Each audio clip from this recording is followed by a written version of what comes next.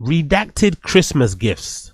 Because the person on the Find the Kid Reddit who posted this, because I wasn't around to see this, so thank you for the person that recorded this and posted this. This is Brendan Schaub giving us a rundown, an overview on the ATVs that he purchased for his kids for Christmas. Kiddos Christmas gifts. Couple 1-2 ATVs. This might end in failure. No, this might end in tears. Those things look kind of, I won't say serious, but they look kind of substantial. This might end in tears.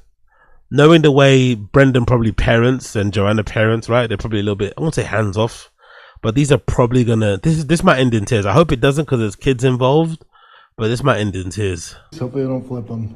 The only thing. Hopefully they don't flip them. It runs in their family, innit? That's the sure boy. Flipping trucks, flipping ATVs, flip anything. Even remotely Texas about this ATV is that sticker, and that's probably from China. These came straight from China. I couldn't find American brand, so I took all the decals off, all the Chinese writing, all the decals, the weird shit on over it. Made it mine. Made it mine by adding Texas. Look, by the way, how much Texas stuff does he have in his house? So embarrassing. And also, I bet you, what he did actually was Google some American made ATVs. I'm sure there's some. There has to be at least a couple, a dozen at least, companies throughout the United States that make, American made fucking ATVs. I'm sure they must exist. Even just assembly wise in the USA, there's no way that there's not one company, one brand that makes ATVs specifically made in the US. I don't believe it. Especially with the outdoor whatever lifestyle and scene that you have going on there in America, there definitely has to be at least one. I think what happened was that he Googled it and found out the price and then said, you know what, fuck it, we're going to fucking China. That's the truth. Because it's fairly obvious that they moved to Texas because they couldn't afford to live in LA. So I don't necessarily think they probably have the spare money to afford being able to purchase or build an ATV from scratch, from the ground up, with an American company or an American brand. But to say that there's no American brand that makes ATVs, it's ridiculous. Of course there's one. There has to be one, especially these little ones. Like, come on. I don't believe you. I just simply don't believe you. You just couldn't afford it, but instead of saying you can't afford it, we couldn't find one, so I just bought a China-made one and just took off the China stickers and put some Texas stickers that are probably made in China anyway. Yeah, it makes sense. Made it. We'll send it bar there. Obviously, I have friends in the motor space. King Shock, of course, King Shock. American flag. No Kibitech though. I'm surprised no Kibitech. What happened to Kibitech? What happened to the Kibitech stickers? I'm surprised. Shout to Fully Deleted. Pretty dope, yeah? Pretty dope. I love how, again, like, these look pretty cool. I'm not gonna lie, he's right. They look pretty dope. I'm sure if I was a kid and I was Brendan Schaub's age or Brendan Schaub's kid's age, I'd be happy to have one of these, right? Fucking fantastic. Even if I was my age now, I'd probably be happy to have it. But I do find it rather interesting how he makes this about himself. Again, it's a little observation. I know he's just posting on Instagram stories to share with people, hey, I'm a dad, I'm doing this stuff. But I do find it very interesting how he makes getting presents for his kids all about himself in a way. You know? I know that's not the intention, but I do find it interesting as an observation that he's made gifting his kids these presents all about himself. Hopefully it lasts longer than a month. Here's little Bosties. American flag. Send it, son. Texas. Fully do. And I love how you can tell how he's not really a handy guy. You know, like he's not really a handy guy because he thinks putting on stickers is like the peak of modding, you know?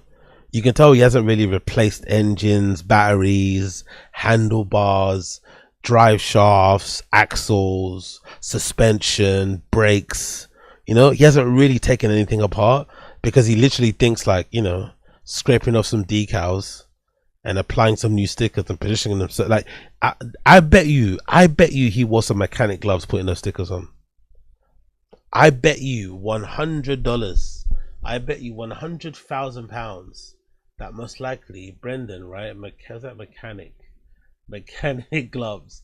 I bet you £100 million he definitely wore these I bet you 100 million pounds he definitely wore some mechanic gloves while he was applying those stickers on those ATVs to make himself feel like he was working in a garage, you know, working to make you feel like he was working in a shop, you know, being a real handyman.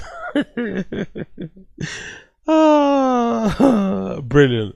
Don't get me wrong, bless his kids, hope they're happy with the gifts. I'm sure they were happy with the gifts, but I do find it rather interesting. Rather interesting. Big up Papa, big up Blood Clot, bap bap. And then we have another clip here, again from Find the Kid Reddit. Thank you for the person that uploaded this, showing a video of Brendan inside TFATK HQ riding the ATVs up and down TFATK HQ. One thing you'll notice is that TFATK HQ is no longer TFATK HQ.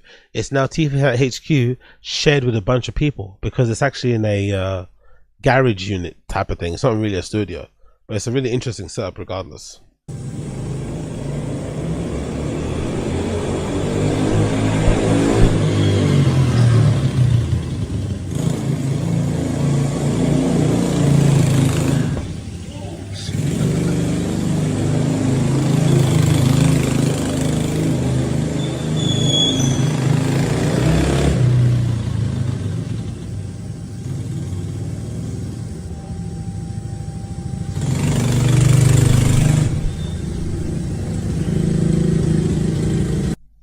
Could you imagine the fumes in that studio? The fumes in that studio. The fumes in that studio. No wonder Brian hates working in there. No wonder Brian absolutely hates working in there. The fumes must be fucking crazy. If it's not from the cars, it's from the little mini ATVs. If it's not from the ATVs, it's from the fucking trucks. It must be crazy. But could you imagine, right, renting one of these garage units to store your cars in, and then in the middle of the little alleyway thing you got Brian out there, Brendan out there racing his little ATV up and down? Could you imagine how annoying that would be if you're renting one of these garages? But it's also interesting, isn't it, to see how the mighty have fallen. They used to own a studio space probably the same size as this entire garage, right? I don't think it's the same, but let's just be hyperbolic. They used to own they used to fucking rent a studio space that was probably the same size as this entire garage all to themselves. Now they have this one unit or a couple units to themselves that they kind of use. And you can and again, it's like, you know, look, they've got shutters on the front. This is definitely not a podcast studio. This is definitely like a garage, you know. But maybe at most you can say it's a fancy storage unit, but it's definitely a garage. Just got, you know, look at the door thingies. There's nothing about this that's soundproofed, nothing about this that's built for recording any type of audio. Very interesting space. But I do find it very interesting too, his ability to tip and to flip things. This is the same way he flipped his truck, by the way. This is the same way Brendan flipped his truck, not really understanding how counterbalances work. Look at this.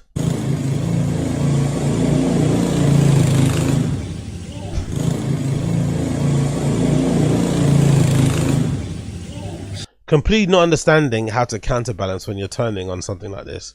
Instead of shifting his weight the opposite direction, he shifts it in the direction where he's turning, so that the ATV has no other option but to tip on its side. So he nearly flipped his ATV the same way he flipped his Ford truck. Like, pretty fantastic, isn't it? Pretty crazy to see him do exactly the same thing he did in his truck on these ATVs that he bought for his kids, that he probably could have fucked up, you know, before Christmas. Just imagine that. Imagine the pain of doing something like that.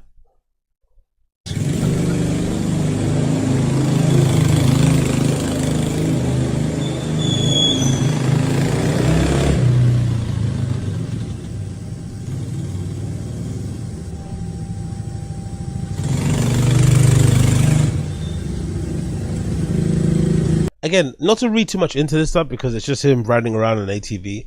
Just as an observation, looking at this again, doesn't it interest you guys just how uncomfortable and ungangly, uncoordinated he looks doing things? Just in general. I know it's a short clip, him riding his kid's ATV, having some fun. But it's just interesting. I wonder if this is in part due to him like not having any real identity and just jumping on things, being a bit of a bandwagon jumper, a bit of a fucking, you know, a charlatan when it comes to the interests that he has. No real own personality, copying what other people are doing, jumping on trends and hobbies from, you know, in order to fill whatever black hole that exists inside of him. I wonder that's why we get this really odd way of like riding the, I don't know, it just looks a bit, he looks a little bit, no, I won't say uncoordinated, uncomfortable, just odd on it, you know, just very odd. Maybe because he's not ridden one before. I'm not really sure. Again, it's not that difficult to ride one, but he just kind of looks a bit strange always, you know. Pick up the stream chat. What are you guys saying here? Sorry, I've been ignoring you. Silent killer, zero airflow. Big up Coiler. Imagine being a guest on the podcast and having to walk through storage units. Yeah, I just can't get past how, they used to own, and they used to be in an entire building they used to have with various podcast studios. Now they're literally podcasting out of a garage. Like, I don't think it gets talked about enough, the fall off.